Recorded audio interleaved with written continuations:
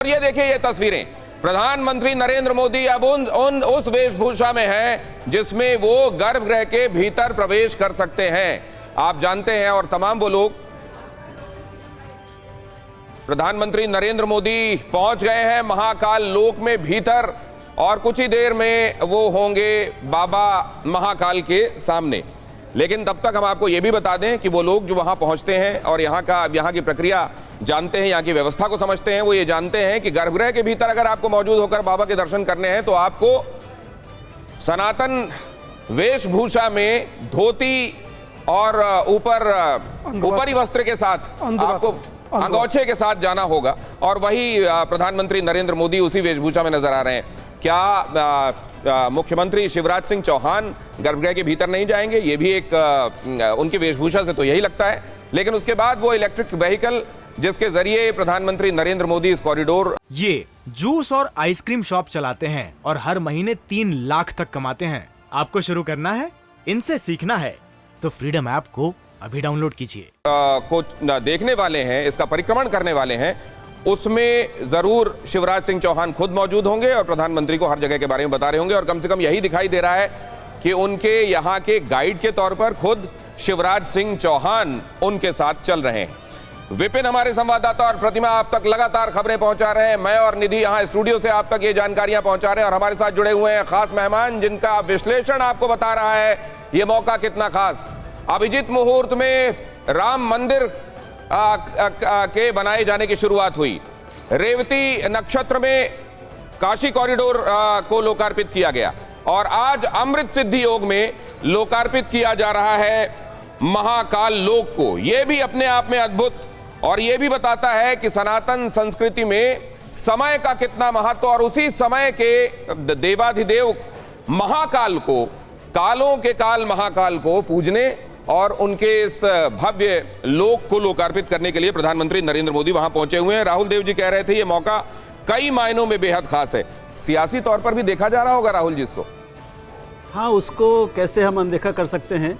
देखिए, एक महत्वपूर्ण बात यह है, थोड़ा लोगों को अखर सकती है, लेकिन अब तक एक पंथ निरपेक्ष राज्य में राज्य और राज्य के साथ जिसमें राज्य प्रमुख शामिल है उसमें और गर्भगृह में भीतर पहुंच गए, अंतर रखा जाता है। राहुल जी ये अंदर पहुंच गए, ये गर्भगृह में बाबा के एकदम सामने प्रधानमंत्री नरेंद्र मोदी।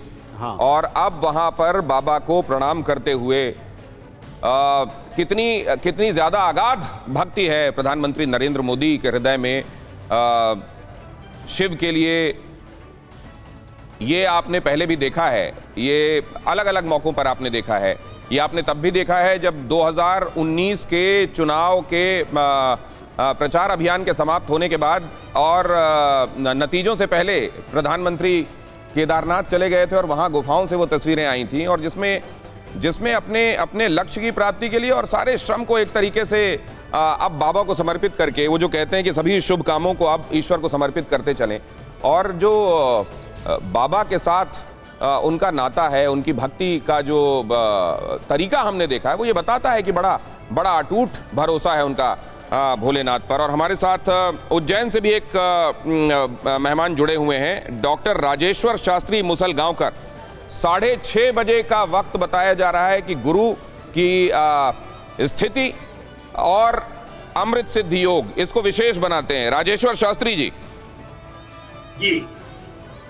देखिए, सबसे बड़ी बात यह है कि शिव की अर्चना के साथ प्रदोष काल का बड़ा महत्व रहा है और प्रदोष काल का महत्व शिव से बिल्कुल अविनाभाव संबंध है।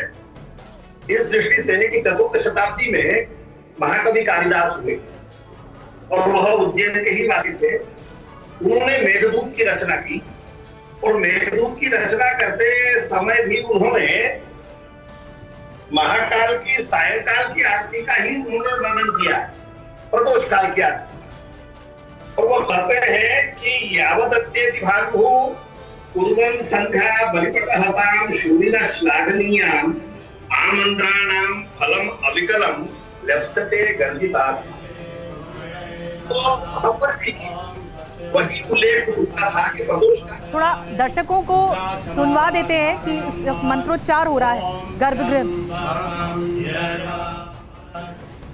विष्णु तदावारो नक्षत्रं विष्णुरेव च योगस्य करण सर्व विष्णुरमयं जगत् विष्णु श्रीमद्भगवतो महापुरुषस्य विष्णुवाज्ञाः प्रवर्तमानस्य अद्य ब्रह्मणो द्वितीयप्रदाते विष्णुपदे श्रीक्षेत्राः कल्पे सप्तमे वैवस्पतमन्वन्मन्त्रे अष्टामीं योगे कलिप्रथम चरणे भूलोके भरतवर्षे भरतखण्डे जम्बूद्वीपे अवन्तिकायां विशालाक्षेत्रे महाकालमणे हर्षद्वीपीठे बौद्धावतारे मासोत्तमासे पुण्यपवित्रमासे कार्तिकमासे कृष्णपक्षे चतुः द्वितीयायां भौमवासरे अमुक शर्माहम् अमुक गोत्रोत्पन्नाहम् मम आत्मना श्रुति स्मृति पुराणोक्त वेदोक्त पुण्य फल प्राप्त्यर्थं समस्त भय व्याधि जरा पीड़ा व्याधि समस्त कष्ट निवारणार्थं मृत्युंजय भगवान महाकालेश्वर जो जनित देवता प्रसन्नार्थं भी जो यहाँ मंत्रोच्चार से समझ में आ रहा है कि प्रधानमंत्री को संकल्प दिलाया जा रहा है और उसके बाद पूजा होगी। संकल्प वो जिसमें विकल्प ना हो, तो ये वो संकल्प है। और संकल्प से सिद्धि तक की यात्रा के तय करने के मार्ग मुझे लगता है कि आदरणीय ने ही बहुत लोगों को बताए हैं। तो मैं समझता हूँ कि इस तरह का संकल्प मुझे लगता है कि सिद्धि तक जरूर पहुँचे।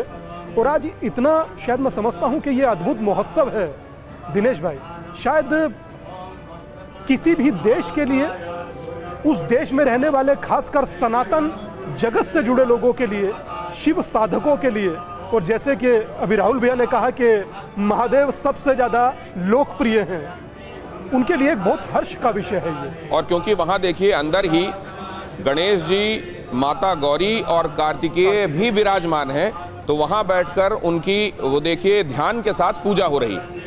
ये स्वाभाविक है, जहाँ शिवलिंग होगा, महाकाल होंगे तो परिवार होगा।